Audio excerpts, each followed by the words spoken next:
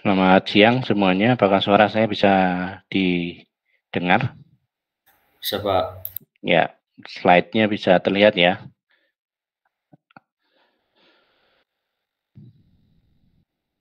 Oke, apakah slide perkuliahannya bisa terlihat? Bisa, Pak. Oke, baik. Baik, kita mulai ya.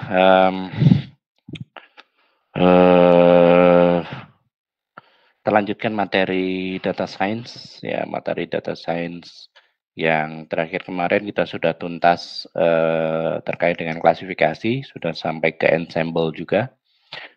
Maka kita lanjutkan dengan pekerjaan data mining berikutnya adalah clustering atau cluster analysis. Jadi kalau recall ya, kita ingat kembali bahwa garis besarnya pekerjaan di data mining itu ada dua. Ada yang deskriptif, ada yang prediktif. Ya, kalau yang prediktif kemarin sudah kita bahas terkait dengan klasifikasi. Kemudian ada prediksi numerik juga ya, time series, kemudian ada regresi. Kalau yang deskriptif salah satunya adalah ini clustering atau cluster analysis. Jadi karena bukan prediktif, kalau prediktif kan kita berusaha melabeli sesuatu yang belum ada labelnya, ya, berusaha memberikan angka. Kalau time series ya memprediksi angka begitu yang kemudian nanti ada dievaluasi ya, akan dievaluasi kira-kira berdasarkan data-data yang ada sebelumnya, akurasinya atau kinerja model untuk memberikan label atau mengeluarkan angka itu apakah akurat atau tidak gitu ya performanya. Nah, kalau deskriptif yang perlu digarisbawahi adalah bahwa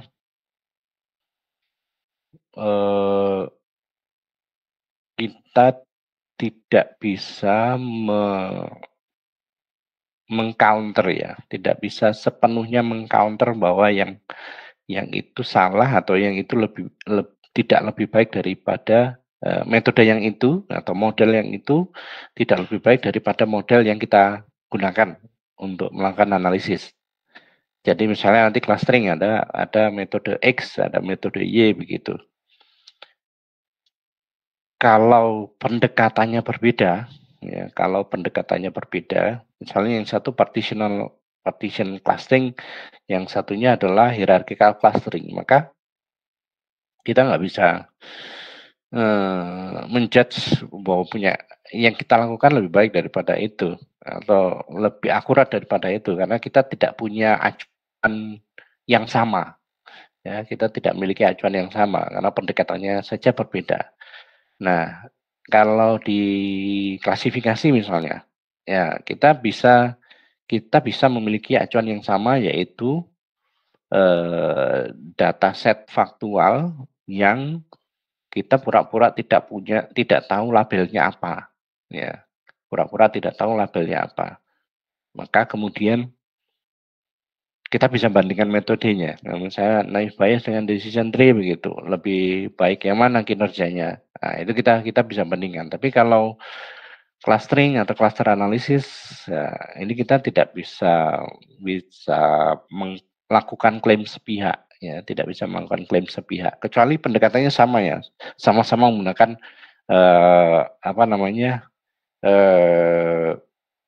metode Kamins clustering misalnya begitu, sama-sama Kamins clustering. Itu pun nanti di slide akan Anda lihat masih banyak yang bisa diperdebatkan ya antara pendekatan-pendekatan yang sama sekalipun ya.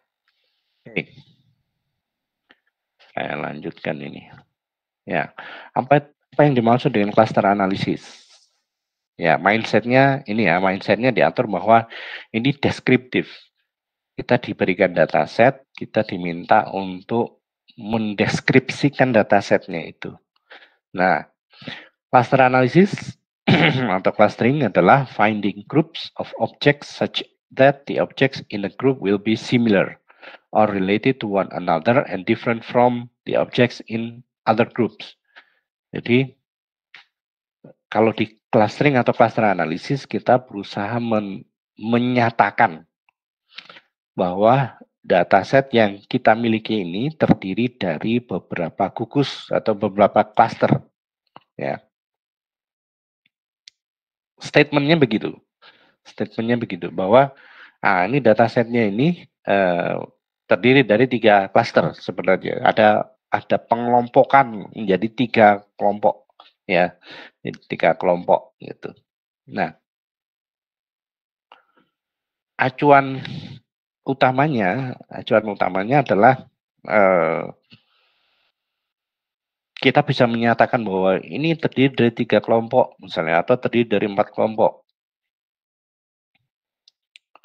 Ada 2 hal ya, dua acuan ya tadi saya bilang acuan. Intra-cluster distance are minimized. Jadi yang kita nyatakan sebagai satu cluster gitu ya. Titik-titik data yang kita nyatakan sebagai satu cluster itu memang jaraknya ya. Jadi intra-cluster ya. Jaraknya antar mereka itu rata-ratanya sangat kecil. Atau seminimal mungkin. Jadi 2 titik atau lebih yang dikatakan berada dalam satu cluster itu karena intra-cluster distance-nya ya minimize. Jadi jaraknya sekecil mungkin atau bisa dikatakan mereka identik ya, mirip bukan identik, mirip. Kemudian tidak cukup hanya pernyataan itu, perlu ada tambahan lagi bahwa ini dikatakan sebagai satu kesatuan, satu klaster gitu, satu kesatuan klaster jika jaraknya terhadap kelompok yang lain atau klaster yang lain itu maximize, ya, semaksimal mungkin. Ya, jadi memang memisah gitu ya. Secara partisional dia memisah seperti ini. Ya, secara partisional dia memisah seperti ini. Nah, itu 2 acuannya untuk clustering ya. Ya, Pak. Acuan utamanya untuk clustering. Oke, yang bukan cluster analisis itu seperti apa? Ya. Pertama, simple segmentations. Jadi simple segmentation ini contohnya adalah ketika kita mengelompok-kelompokkan a set of data ya, satu kumpulan data. Ya, ini contohnya di sini dividing students into different registration group alphabetically by last name. Jadi dibagi berdasarkan grup registrasinya, ya, diurutkan sesuai dengan huruf abjad namanya gitu, kemudian dibagi menjadi 3. Ini segmentasi biasa. Dia tidak sedang berusaha mencari kemiripan ya, keidentikan ya, kemiripan antar satu instance dengan instance yang lain. Ya, jadi dipotong sendiri, dikelompokkan sendiri, tidak seperti itu segmentasi biasa. Begitu juga results of a query. Jadi sekali lagi ya, data mining itu kan proses alamiah untuk bahwa pattern itu akan muncul sendiri. Bukan pattern yang kita bentuk, ya, bukan pola yang kita bentuk. Maka kalau clustering ini dibandingkan dengan query itu bukan clustering ya. Ya, jadi groupings are a result of an external specification. Maksudnya gini, kalau query itu ya sama seperti yang tadi ya, yang di atas itu. Datanya, instance-nya sudah diurutkan, data mahasiswa atau data siswanya sudah diurutkan, kemudian dipotong. Ya, sama query-nya. Kalau query versi lainnya adalah ya di sort by apa, kemudian di limit per berapa, per 10 misalnya seperti itu. Ya. Atau di query kalau di bahasa query database itu ya di klausa where itu. Klausa where itu adalah external specification. Jadi spesifikasi yang dibuat oleh orang di luar orang yang di luar dataset. Jadi bukan pola yang dibentuk secara alamiah oleh datasetnya sendiri, ya. Jadi kita kalau ditentukan secara apa ya, manual oleh manusia, maka itu bukan cluster analisis. Karena polanya tidak muncul sendiri. Polanya tidak muncul sendiri dari dataset, ya. Bukan hasil menemukan pola, tetapi kita yang menentukan spesifikasinya.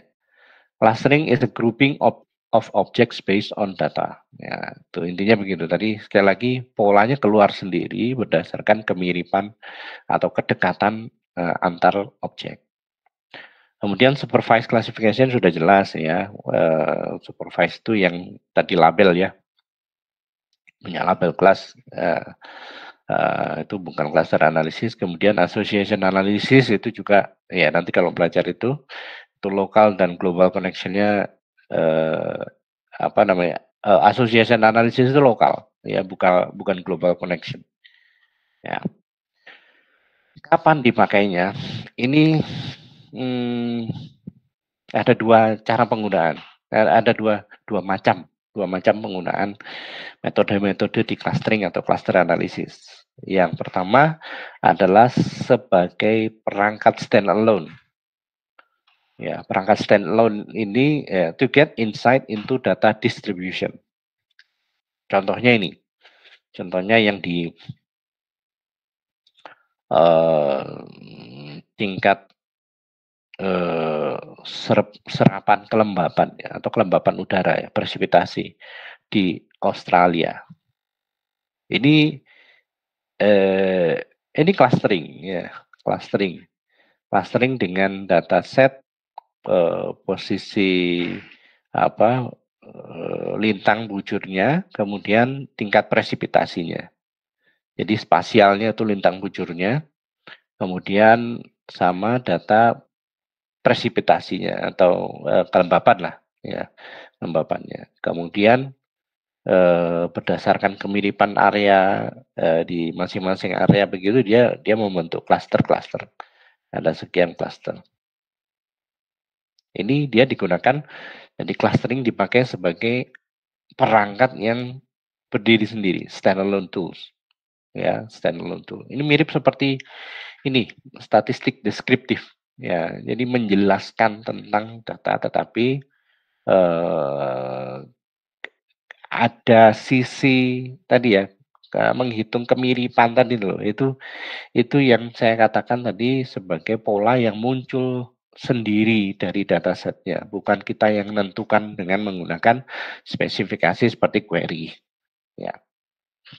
Jadi standalone tools. Jadi kalau kita mau menjelaskan data ya, ini ada dataset nih, dataset presipitasi, ada lintang bujur, kemudian ada presipitasi, kita mau gambarkan, kita mau deskripsikan bahwa di Australia itu ada 9 klaster. Ya, 9 klaster area presipitasi. Nah, ini menjelaskan ya, sekali lagi deskriptif, menjelaskan ya. Ya tidak kalau misalnya menggunakan metode yang berbeda, metode clustering yang berbeda, bisa jadi hasilnya tidak 9, bisa jadi hanya 8 atau malah 4 dan hasilnya tidak seperti ini, bisa jadi seperti itu. Karena tergantung sudut pandang dan metode yang dipakai.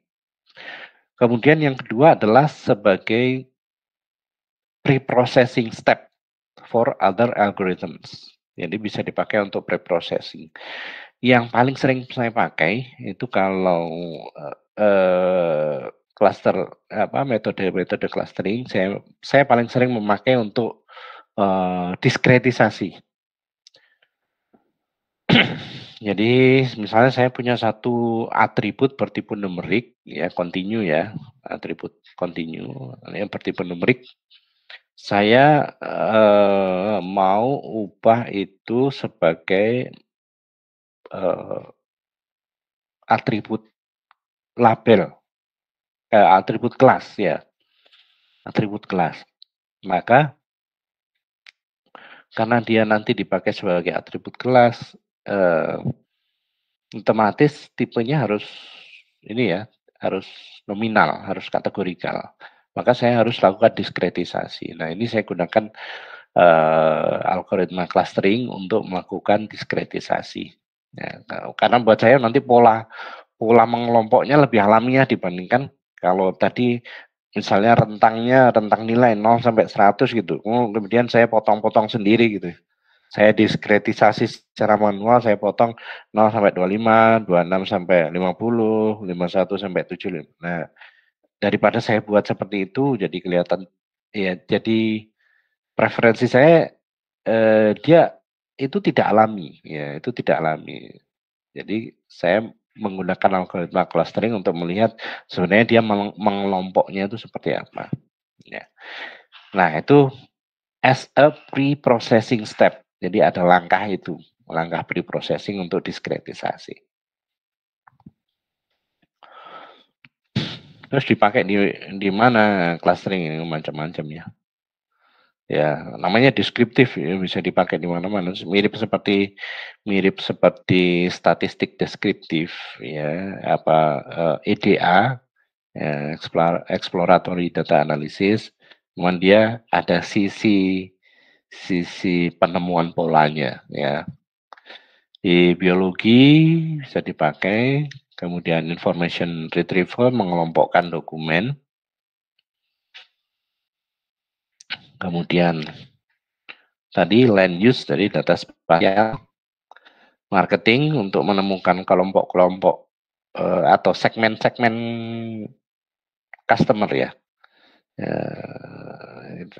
Kalau kita misalnya kita sebagai tim analisnya Tokopedia begitu atau Shopee, ya dari customer yang sudah melakukan transaksi di platform kita, gitu. Kita pengen lihat sebenarnya segmen-segmen customer yang muncul itu seperti apa. Ini bisa pakai cluster analisis atau clustering ya, metode-metode clustering. Jadi kalau kita bisa mengenali segmen-segmen atau cluster-cluster apa namanya pengguna platform atau konsumen, nah kita bisa memberikan perlakuan yang berbeda, ya strategi marketing yang berbeda untuk masing-masing segmen. Ya.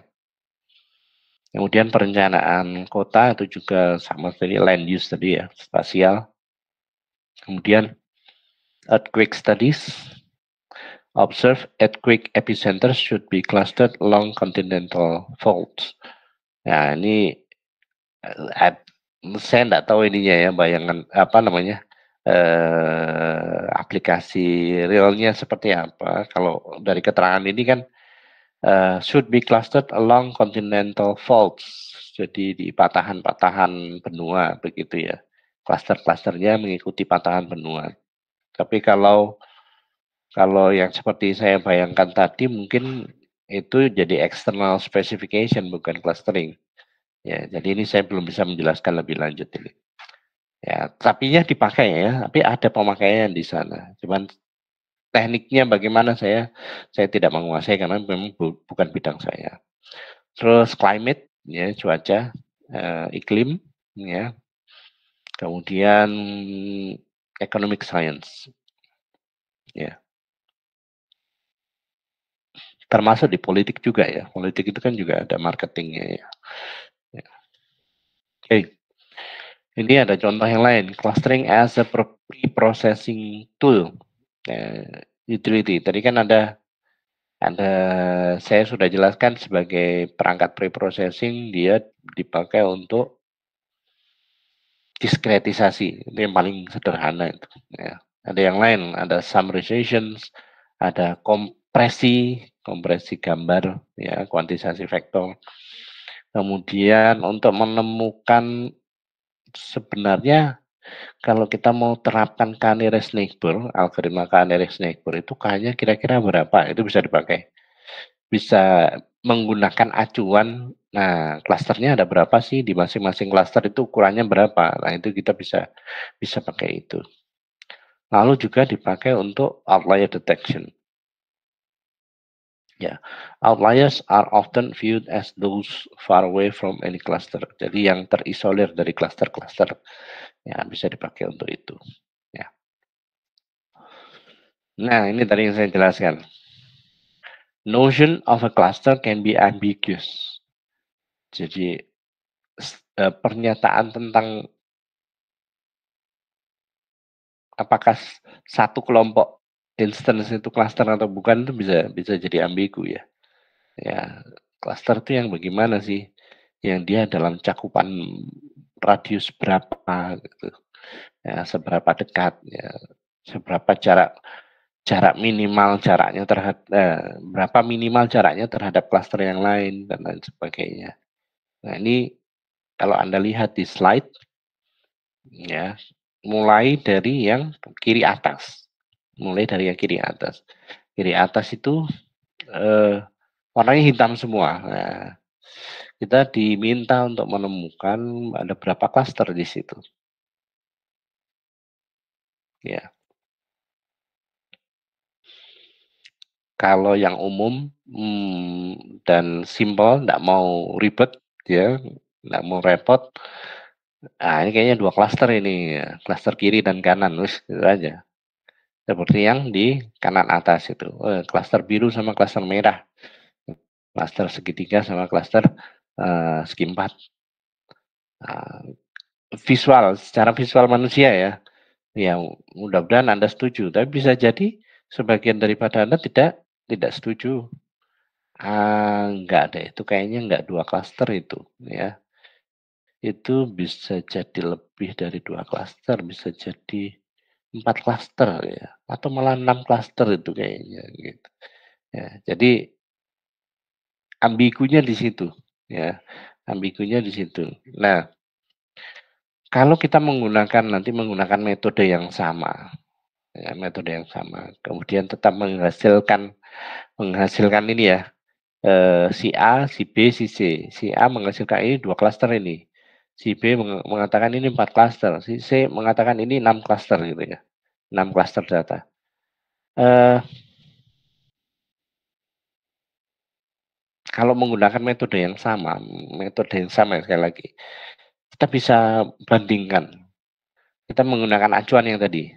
Jarak antar instance di dalam klasternya minimal dan jarak antar klaster itu maksimal. Nah, itu kita baru bisa bandingkan. Ah, ini interclusternya lebih kecil, ya. Juga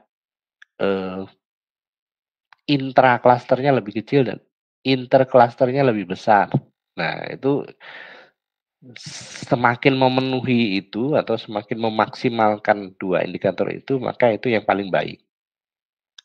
Kalau menggunakan metode yang sama, sekali lagi saya garis bawahi, kalau misalnya sama-sama menggunakan K-means, yang satu set K-nya 2, satu set K-nya 4, yang satu lagi set K-nya 6. Nah, kita bisa bandingkan kalau itu, ya.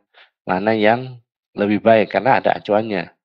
Bahwa jarak dalam klasternya minimal, jarak antar klasternya maksimal. Nah, itu kita kita bisa bandingkan, ya. Oke. Sekali lagi ambigu, kita tidak bisa sembarangan judge ya, judge yang metode yang lain. Apalagi kalau metodenya berbeda ya sudah, karena pendekatannya biasanya berbeda. Ya. Types of clustering. A clustering is a set of cluster. Ya udah tadi ya. Important distinction between hierarchical and partitional sets of cluster. Ya ini yang dua yang umum ya.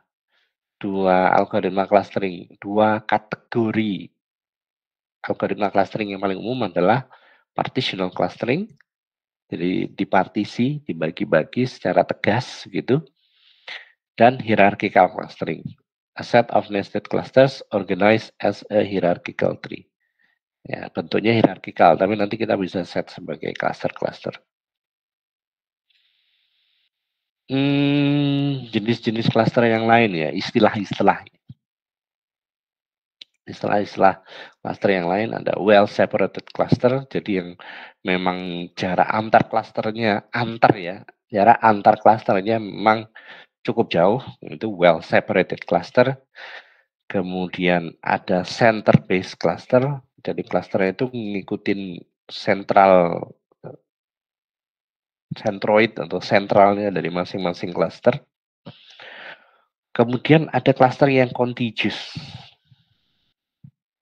yang titik-titiknya itu seperti membuat satu pola tertentu, misalnya huruf S gitu, atau dia membentuk yin dan yang gitu ya, pola yin dan yang. Nah, itu kan dia tidak membulat ya. Clusternya tidak membulat, tidak membentuk bulatan ya, area seperti merah dan biru yang seperti di kanan atas itu. Tidak membulat, tetapi dia contiguous, memanjang gitu ya, nyambung, ya, contiguous cluster. Nah, itu nanti bisa temukan kalau menggunakan yang namanya DB-scan. Ya, algoritma DB-scan itu contiguous cluster. Cuma nanti memang itu spesifik untuk yang contiguous ya, contiguous clusters.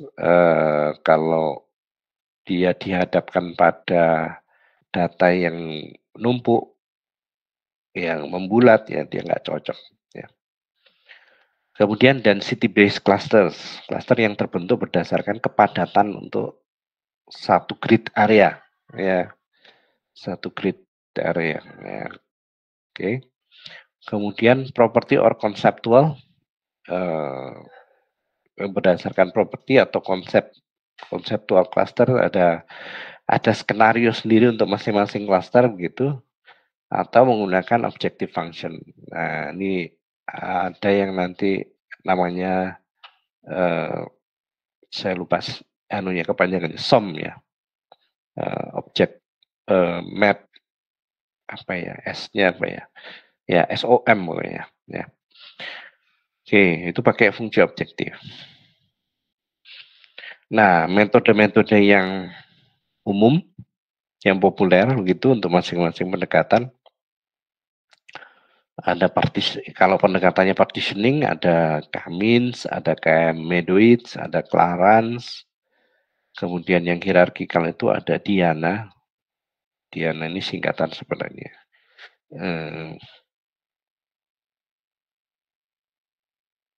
Divisive analysis. Diana. Ada Agnes juga. Agnes itu agglomerative nesting. Kemudian ada Birch, ada Chameleon. Kemudian yang density based approach itu berdasarkan konektivitas dan densitasnya, ada DB-scan, ada optics, ada Denglu. Kemudian yang berdasarkan grid, ya, grid based approach, based on multiple level granularity structure, ada Sting, ada wave cluster, ada click. Ya. Kemudian ini yang 4 yang populer ya. Ya, mulai dari yang paling atas itu yang paling populer, kemudian hierarchical ini yang nomor 2, kemudian ada density, ada grid base. Ini 4 ya, 4 yang populer. Tapi ada lagi pendekatan yang lain, ada yang model base, ya, ada yang expectation maximization (EM), ada SOM yaitu tadi, ada cobweb, ya, model base. A model is hypothesized for each of the cluster and tries to find the best fit of that model to each other. Kemudian ada frequent pattern, ada P cluster, kemudian ada user guided, ada link based clustering. Nah, ini 3 yang di bawah itu ya. Ya, kalau model base itu masih sering muncul kalau di paper-paper yang kalau Anda cari di apa namanya, di Google Scholar. Ya, EM, SOM itu masih banyak muncul. Itu clustering, pendekatan clustering, ya. Nah, kemudian evaluasi clustering bagaimana? Karena ini deskriptif ya, sekali lagi deskriptif itu sebenarnya fakta yang dimunculkan. Cuman nanti untuk menyatakan bahwa pola dari fakta yang dimunculkan itu mana yang paling benar, itu kembali lagi ke pendekatan yang dipakai. Ya. Cuman patokannya hampir sama ya. Ini paling berlaku untuk partitional clustering. A good clustering method will produce high quality clusters. Ya, high intra-class similarity, jadi jarak di dalam klasternya itu minimal. Ya, similarity itu kan kemiripan. Nah, kemiripan itu kedekatannya tinggi ya. High intra-class. Ya, intra-class itu berarti di dalam cluster. Cohesive within clusters, kemudian low interclass similarity. Jadi jaraknya jauh. Ya, ya walaupun artinya rendah tapi karena gabungannya dengan similarity maka kita bisa padankan dengan jarak yang jauh. Kalau semakin dekat kan dia semakin mirip gitu ya. Semakin dekat semakin mirip, semakin jauh ya semakin tidak mirip ya. Jadi similarity-nya low. The quality of a clustering method depends on ya kualitasnya. Nah ini tadi subjektifnya di sini.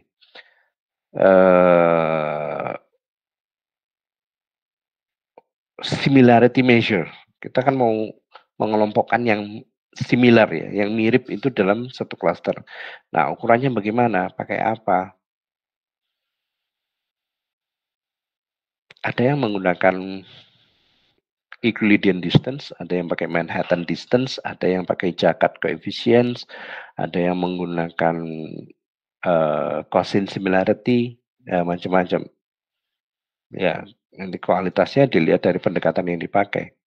Kemudian implementasinya bagaimana, ini modelnya atau algoritmanya. Kemudian ini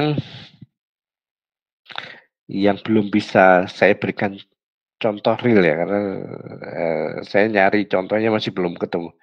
Its ability to discover some or all of the hidden patterns. Intinya kalau dia bisa menemukan sebanyak mungkin pola dari dataset yang dianalisis, ya semakin bagus. Ya, clustering metodenya semakin bagus. Cuman kan ini ya lagi subjektif ya. Oh ini sudah semua nih kita punya dua pola gitu ya, dua pattern yang muncul dari dataset ini. Apakah sudah semua? Nah, ini kan kita nggak bisa menyatakan itu. Ya, tidak bisa menyatakan bahwa kita sudah temukan semua ini, semua hidden patterns-nya sudah ketemu dari dataset ini. Ya, nggak bisa dinyatakan seperti itu ya. Kita tidak punya wewenang untuk menyatakan seperti itu. Karena bisa jadi orang lain, peneliti yang lain, menggunakan pendekatan yang lain, justru menemukan pola yang lebih banyak. Ya.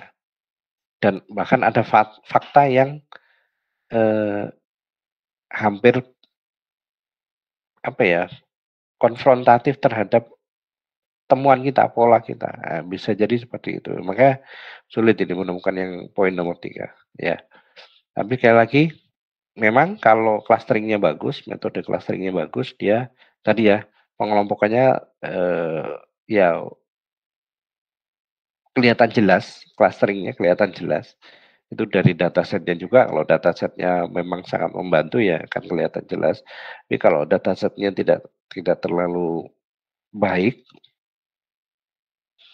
ya ini dia apa namanya akan sulit juga menemukan pola-pola dari dataset itu. Ya. Oke, tapi ada juga pengukuran yang lain ya. Ya nanti kita pelajari juga evaluasi untuk clustering. Ya, similarity itu distance function tadi sudah saya sampaikan, ada Manhattan distance, Euclidean distance dan lain sebagainya. Kemudian quality of clustering ini saya menggarisbawahi yang poin nomor 2. It is hard to define similar enough or good enough. The answer is typically highly subjective. Jadi tergantung penelitinya dan tergantung metode atau pendekatan yang dipakai. Ya, ini nggak bisa judge, nggak bisa menilai yang kita lebih baik dari punya orang lain. Ya, ini sama poinnya sama seperti sebelumnya. Kemudian requirements and challenges.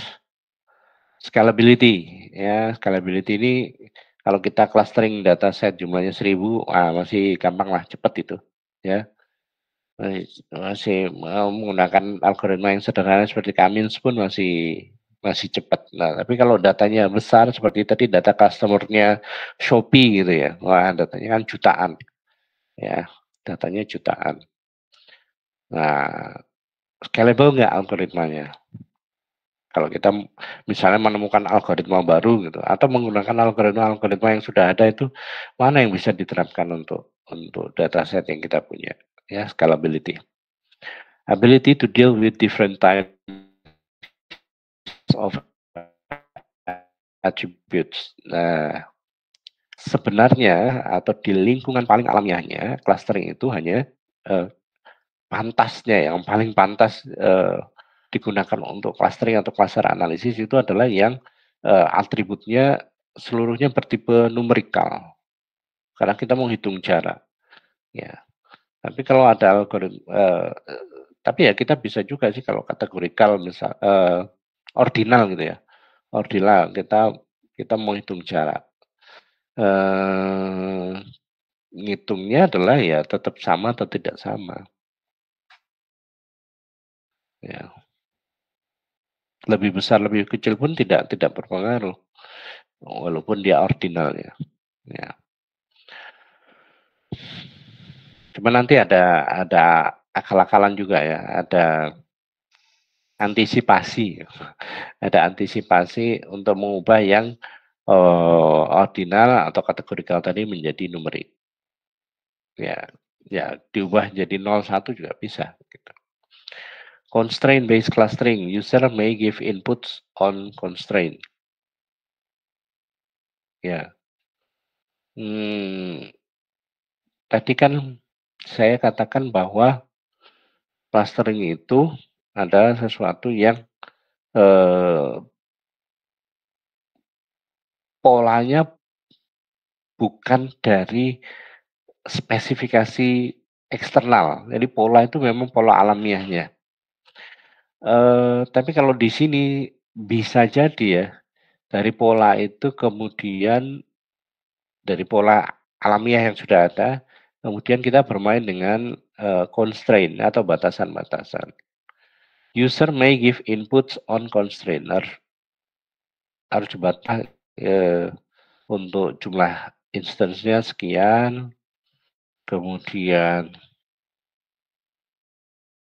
apa namanya di radiusnya atau kedekatannya maksimal sekian gitu ya, dan lain sebagainya.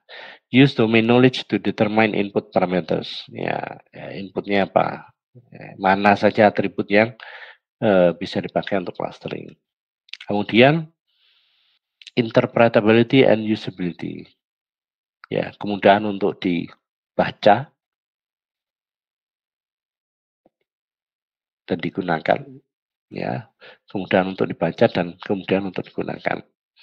Others, discovery of cluster with arbitrary shape. Ya, bisa nggak dia menemukan cluster yang bentuknya aneh-aneh? Ya, arbitrary itu aneh-aneh. Ya, seperti tadi saya contohkan bentuknya huruf S atau bentuknya huruf apa begitu atau yin yang atau bentuk yang lain. Bisa nggak algoritmanya menemukan itu? Ability to deal with noisy data. Kalau ketemu data yang noise, dia masih masih tepat nggak melakukan clustering. Incremental clustering and insensitivity to input order. Ya, jadi kalau misalnya ada penambahan data baru, sensitif nggak gitu ya? Atau jangan-jangan dia mengubah peta klasternya, ya pola klasternya. Nah, itu juga requirements and challenge.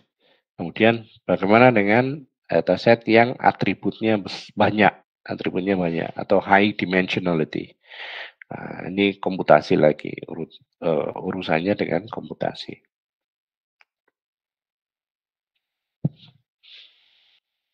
Nah, yang tidak kalah penting adalah karakteristik dari data yang diinputkan. Ya, ini sama seperti tadi ya. Jadi kita mau pakai pendekatan apa? pendekatan kemiripan, pengukuran kemiripan yang mana itu tergantung dari data inputnya.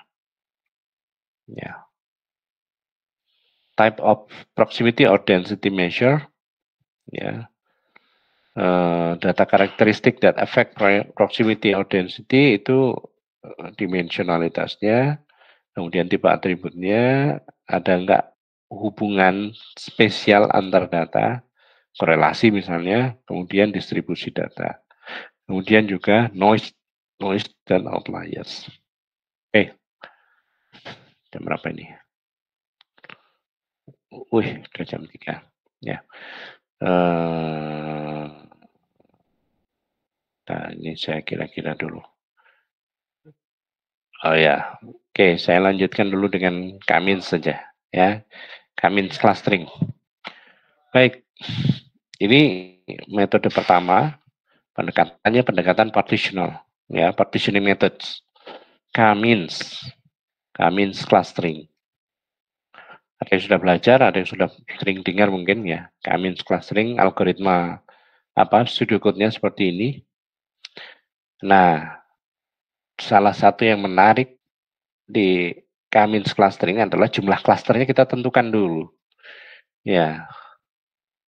Jadi jumlah klasternya kita tentukan dulu, bisa dengan melihat secara visual, atau bisa juga nanti K-nya ini kita coba, misalnya K-nya 2, K-nya 3, K-nya 4, K-nya 5, begitu kita coba nanti kita evaluasi mana yang interclusternya tinggi dan intraklasternya rendah.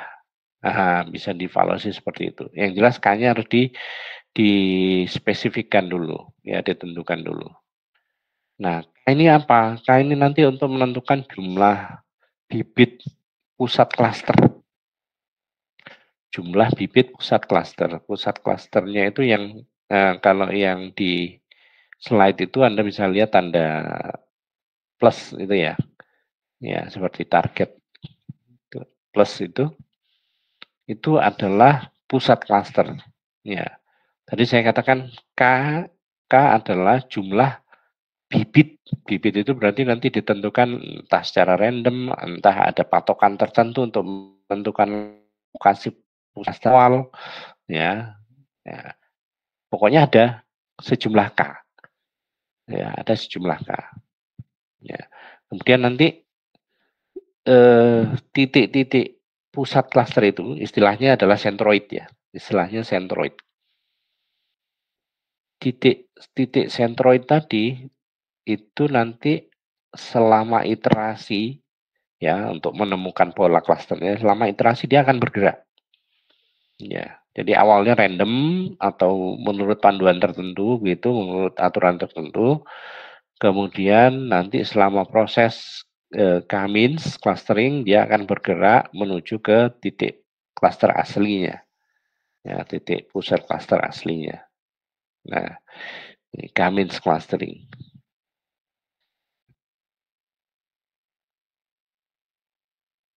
Ini harus dijelaskan sebenarnya pakai hitung-hitungan ini ya. Cuman, ini saja. Jadi, di gambar kita mulai dari iterasi yang pertama. Kita K-nya di set 3.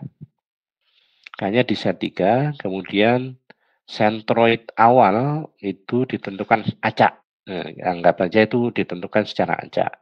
Centroid awal ada 3, plusnya itu ada 3, atas, kiri bawah, kanan bawah. Ada 3. Kemudian yang awalnya semua titik berwarna hitam, itu kemudian diberi warna.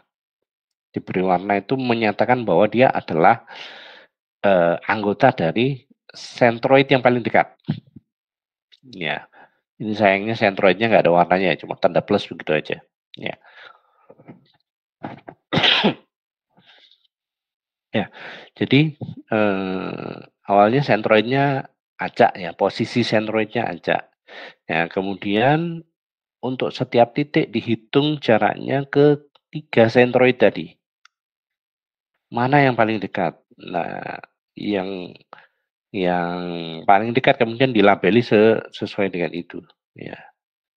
Jadi yang, dekat dengan sentroid kiri bawah itu diwarnai hijau, yang lebih dekat ke merah, lebih dekat ke sentroid yang atas itu diwarnai dengan merah begitu, kemudian yang lebih dekat ke sentroid kanan bawah itu diwarnai biru.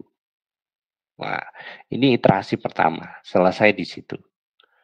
Maka berikutnya untuk menemukan sentroid aslinya, untuk berproses menemukan sentroid aslinya, eh, yang merah-merah dan biru-biru dan hijau-hijau tadi itu dihitung nilai rata-rata X dan Y-nya. Nah, itu jadi sentroid yang baru. Nah, Anda lihat tanda plusnya bergerak ya. Tanda sentroidnya bergerak. Jadi dari iterasi ke satu ke iterasi kedua dia bergerak. Ya, sentroidnya bergerak, berpindah gitu ya. Berpindah, sentroidnya jadi di situ. Nah, kalau sentroidnya di situ, tentunya nanti keanggotaan untuk masing-masing sentroid, untuk masing-masing cluster sentroid juga akan berubah ya. Dihitung lagi lah jaraknya dari setiap titik ke masing-masing sentroid. Nah, Anda lihat ada ada perubahan jumlah titik yang warnanya merah itu di iterasi kedua. Di iterasi kedua ada perubahan jumlah titik merah ya, yang paling kentara merah itu. Merahnya jadi tambah banyak. Ya, karena yang titik-titik baru itu lebih dekat ke sentroid merah, gitu ya. Nah, sudah selesai mewarnai tadi biru, merah, dan hijau, hitung lagi sentroidnya di rata-rata. Yang merah ini rata-rata X-nya berapa, rata-rata Y-nya berapa. Nah, itu posisi sentroid yang baru. Ya, posisi sentroid yang baru. Kemudian seperti itu lagi, diulangi lagi. Sudah ketemu 3 sentroid yang baru, hitung lagi, warnai lagi. Kemudian bergeser lagi, sentroidnya bergeser lagi, di iterasi 4, hitung jarak lagi, warnai lagi. Iterasi 5, hitung sentroidnya lagi, hitung jarak lagi, warnai lagi. Sampai kemudian dia berhenti ketika keanggotaan masing-masing klaster sudah nggak berubah. Jadi dari iterasi sebelumnya sudah nggak ada lagi perubahan. Ya, sentroidnya ya tetap di situ, anggota klasternya ya tetap di situ. Nah, itu konvergennya begitu dia. Konvergennya mengerucut, solusinya mengerucut di situ. Nah, ini kebetulan di iterasi ke-6 dia dengan iterasi 5 sudah nggak ada perbedaan lagi. Nah, maka berhenti di situ, itulah klasternya. Ya, itulah klasternya. Itu K-means clustering. Ya, ingat K-nya ditentukan. Nah, tadi di awal sudah saya sampaikan, notion of cluster is ambiguous. Jadi dia ambigu. Benar nggak ini K-nya 3 ini? Jangan-jangan K-nya 2, atau jangan-jangan K-nya 4 ini kalau dilihat ada klaster kecil isinya cuma 2, misalnya begitu ya. Maka nanti bisa diukur. Silahkan Anda melakukan K-means clustering dengan nilai K yang berbeda. Jadi kalau awalnya 3 misalnya, coba 2, kalau 2 klaster jadinya seperti apa? Kalau 4 klaster jadinya seperti apa? Gitu. Dicoba, kemudian nanti diukur jarak inter dan intra klasternya mana yang paling dirasa paling ideal ya, karena bisa jadi, ini yang ini nih, inter kalau kita pakai K sama dengan 4, nilai K-nya 4 alias 4 klaster, eee interclusternya tinggi. Ya, interclusternya tinggi alias jarak antar klasternya tinggi. Walaupun, kemudian jarak intranya itu tidak terlalu. Misalnya begitu. Ya, ya. Jadi itu K-means clustering algoritmanya seperti itu. Kemudian ini fakta-faktanya ya. Initial centroids are often chosen randomly. Jadi di awal-awalnya itu bibit centroidnya tadi memang dipilih secara random. Ya, diacak aja. Ya, kalau acak sebenarnya ini yang kurang disukai ya. Secara stokastik dia nanti hasilnya bisa jadi beda. Ya, jadi masih ada kemungkinan hasil clustering walaupun nilai K-nya sama ya untuk K-. Jadi nilai K-nya 3 begitu. Kalau posisi bibit awal centroidnya berbeda bisa jadi hasil akhirnya berbeda. Ya, clusters produce vary from one run to another, bisa jadi beda. Maka kemudian ada sejumlah penelitian yang menggunakan pendekatan supaya dia lebih stabil. Ya, hasil akhirnya samalah, ya sangat dekat lah paling tidak. Jadi tidak acak sekali. The centroid is typically the mean of the points in cluster, makanya namanya K-means. Ya. Closeness is measured by Euclidean distance, constant similarity, correlation, etc. Jadi macam-macam ukur jaraknya, sekali lagi macam-macam. Untuk tiap pasang instance ya itu nanti ukur jaraknya apa namanya satu macam semua ya, satu macam semua, tapi yang mana ini banyak pilihannya gitu. K-means will converge for common similarity measures mentioned above. Jadi dia pasti akan ketemu kondisi di mana si centroidnya sudah nggak bergerak lagi, sudah di situ lokasi paten lah. Ya. Most of convergence happens in the first few iteration. Biasanya agak cepat ini, iterasinya nggak sampai ratusan iterasi gitu. Biasanya cepat dia sudah langsung konvergen. Nah, salah satu problemnya adalah kompleksitasnya atau komputasinya ya, beban komputasinya.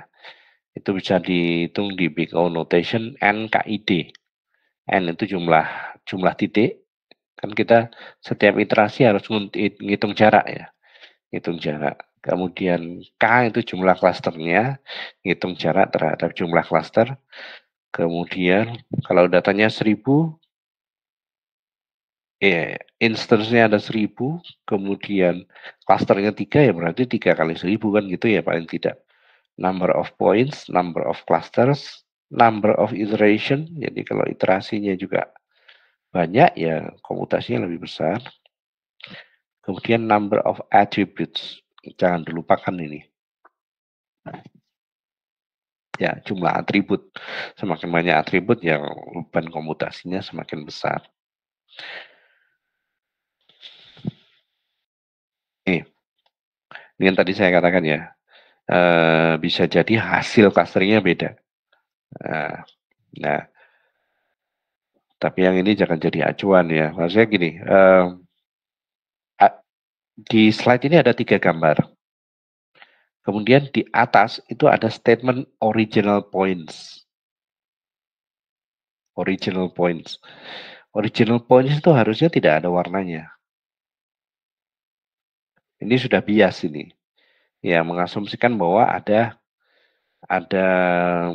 fakta, ada ground truth yang bisa disepakati. Ya, ada ground truth yang bisa disepakati. Sebenarnya nggak ada kalau di lapangan ya nggak ada. Ya, ya. Jadi original points itu harusnya nggak ada ya. Original points harusnya nggak ada. Nah ini cuma untuk memberikan statement kalau misalnya ada original points, ada yang namanya optimal clustering. Jadi benar-benar dia bisa menseparasi ya, memisahkan antar cluster. Ada juga yang hasilnya suboptimal. Kalau tadi optimal clustering, suboptimal itu seperti ini. Jadi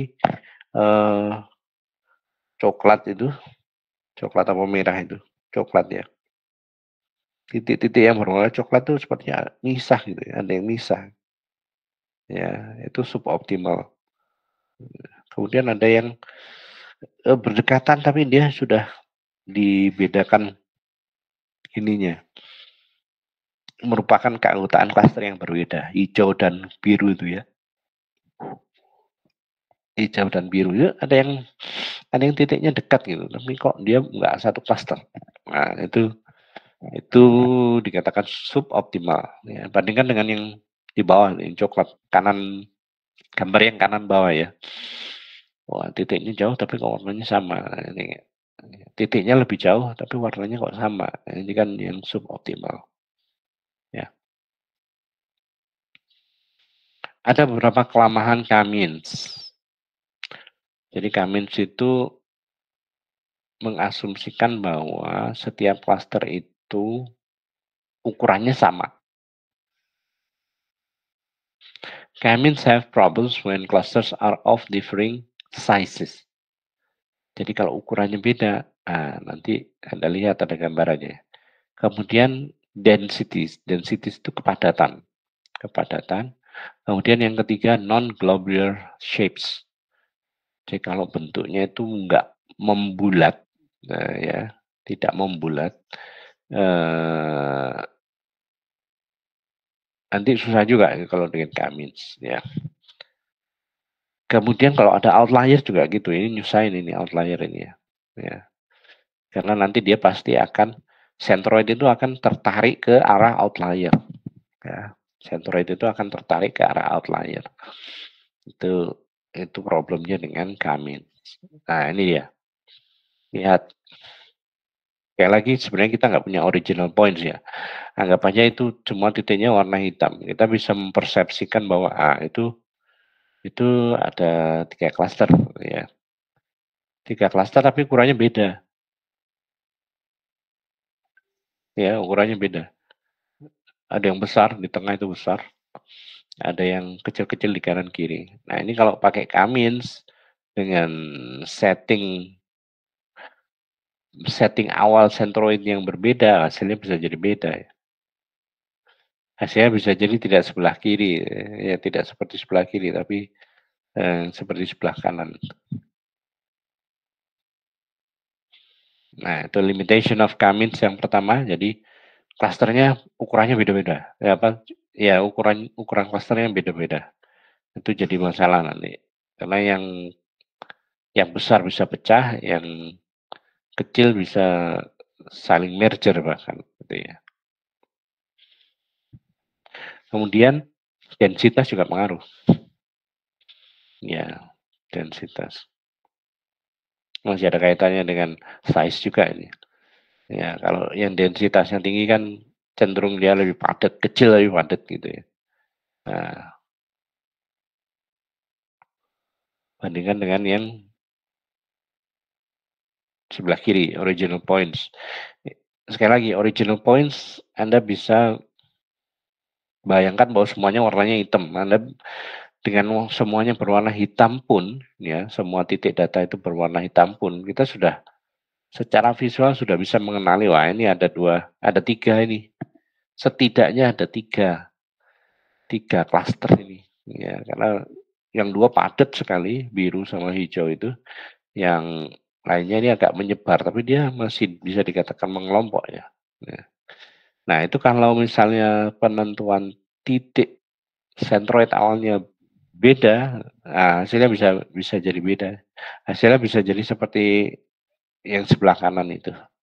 Ya, differing density, densitasnya beda, kepadatan untuk satu areanya berbeda. Nah, itu bisa juga berpengaruh. Ini adalah non-globular shape. Ya, kami di situ nggak bisa nemukan yang kalau bentuknya seperti ini ya, mirip yin yang, yin dan yang. Ya, kalau kita maksa pakai Kamins, hasilnya seperti yang di sebelah kanan itu nanti. Yang manapun, dimanapun titik awalnya, titik sentroid awalnya, dimanapun titik sentroid awalnya ya, hasilnya dia akan mengasumsikan bahwa ini bentuknya itu bulat gitu. Ya, bentuk klasternya itu bulat. Ya, oke. Overcoming Kamins limitations. One solution is to use many cluster. Ya, angka K-nya itu nilai K-nya dinaikin. Find parts of clusters but need to put together. Jadi nanti disatukan. Disatukannya dengan apa? Ya, visualnya dimunculkan lagi, visualisasinya dimunculkan lagi, sambil kemudian memberikan statement itu, statement bahwa, "Oh ini kayaknya bisalah nanti kalau dievaluasi." Di luar proses clustering-nya ya. Nah, ini misalnya yang tadi non-globular shape, yang sebelah kiri bawah, ya. Oh ini yang merah, biru, kuning, ya, biru tua, dan hijau ini, ya mungkin bisa sama-sama lah. Maksudnya perlakuannya sama karena dia kelihatan membentuk satu klaster tapi bentuknya melengkung, maksudnya tidak globe. Ya, begitu juga dengan yang lainnya, yang kepadatannya beda dan yang ukurannya beda. Ya, ukurannya beda. Slide ini menyatakan ini ya, importance of choosing initial centroids. Ya, penggunaan awal centroid awal yang berbeda nanti menghasilkan bisa suboptimal juga. Ini ya, seperti itu. Jadi itu tentang K-means clustering. Mudah-mudahan sudah ya memadai lah, sudah cukup memadai untuk menggambarkan tentang clustering, K-means clustering. Yang perlu saya resumkan di akhir adalah sekali lagi clustering itu deskriptif.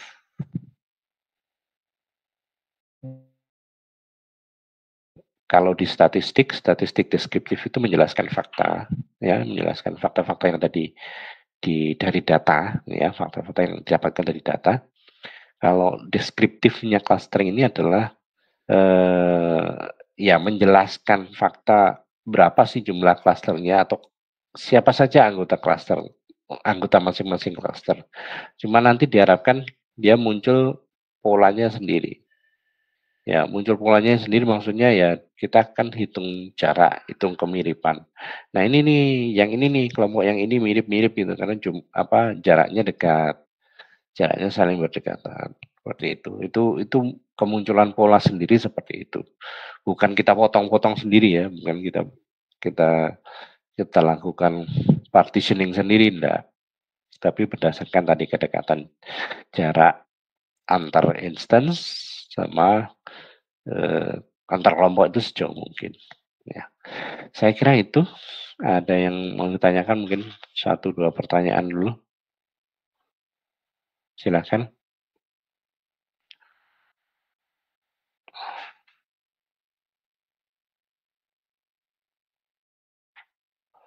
Oh ada. Udah masuk ya.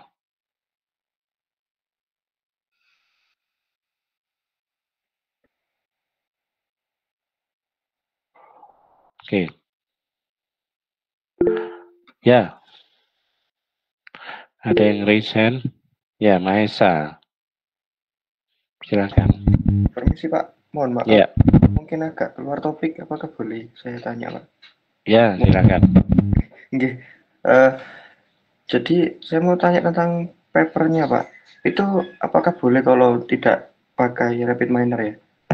Soalnya rapid miner saya sangat tidak memungkinkan untuk memproses Pak. Laptop saya agak kuat rasanya. Laptopnya nggak kuat? Iya, lama banget Pak buat anggap aja buat nentuin label. Itu buat nampilin tabelnya aja itu lama buat keluar. Jadi apakah boleh kalau tidak pakai rapid miner? Tapi masih ada notebooknya Pak buat mungkin bukti gitu. Masih ada notebooknya, maksudnya gimana? Misal mungkin pakai Excel nanti dibuatkan prosesnya apa aja atau mungkin atau kalau misal pakai Python nanti IPNB-nya yang dicantumkan bukan log rapid miner-nya.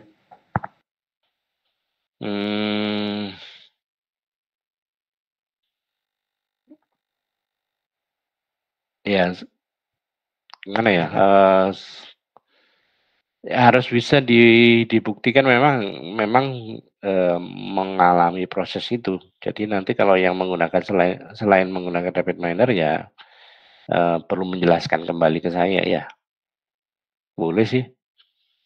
Tapi ya itu tadi perlu menjelaskan kembali prosesnya ke saya seperti apa. Jangan-jangan nanti ada yang miss. Saya hanya takut itu saja.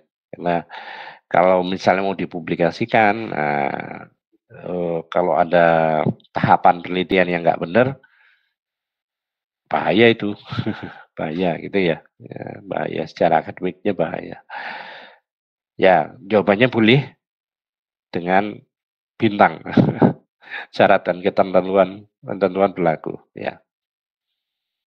Oh iya Pak, sudah harus ngirim notebooknya juga Pak, berarti Pak ya. Ya. Ya baik Pak, sudah, terima kasih Pak. Ya.